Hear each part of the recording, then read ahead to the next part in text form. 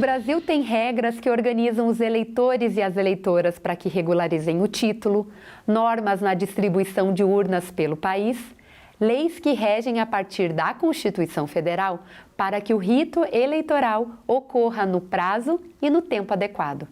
Quem vai conversar com a gente sobre isso hoje é o Frederico Catani, que é especialista em eleição. É uma situação bem interessante trabalhar a estrutura que existe para um processo democrático, que é o processo das eleições. Apesar, o Brasil, a gente pode dizer, ele é exemplo no mundo no seu processo de eleição, porque a sua organização ela é contínua.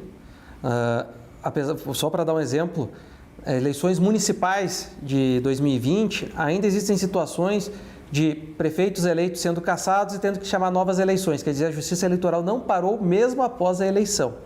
Mas como se dá agora o processo para as eleições? Nós temos leis gerais, vamos chamar assim, por exemplo, uma Constituição Federal, que é uma lei, na verdade, estruturante, nós temos a lei das eleições, nós temos diversas formas de reger o como acontecem as eleições. Resoluções do Tribunal Superior Eleitoral. Então, a gente vai criando diversas regras para como elas funcionam, para que se dê as eleições no Brasil de forma regular, de forma legal.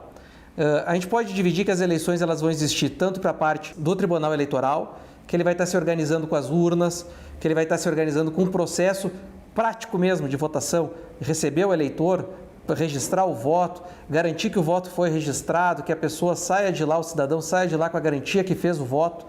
Nós temos a parte legal dos que pretendem se candidatar, que eles vão ter que buscar o seu registro junto a partidos, depois junto às convenções partidárias, levar isso tudo à Justiça Eleitoral. E nós temos também o próprio eleitor.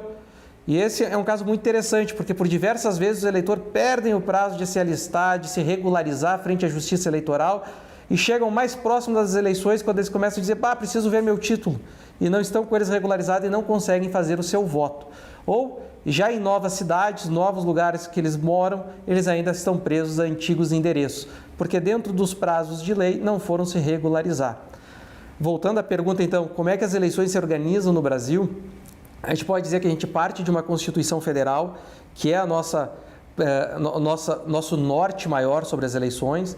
Nós vamos ter leis federais gerais sobre as eleições, nós vamos ter resoluções sobre as eleições. Dentro disso, nós vamos ter um tribunal muito atuante, nós vamos ter a grande importância dos partidos políticos, porque são eles quem vão levar os candidatos, os nomes dos candidatos para que possam ser votados, e nós temos o papel do eleitor, que também precisa estar regularizado com a Justiça Eleitoral. Então, as eleições no Brasil, elas são estruturadas de forma constante e necessitam da participação de todos esses atores. Hoje entendemos que o Brasil é uma referência na organização das eleições, inclusive para outros países.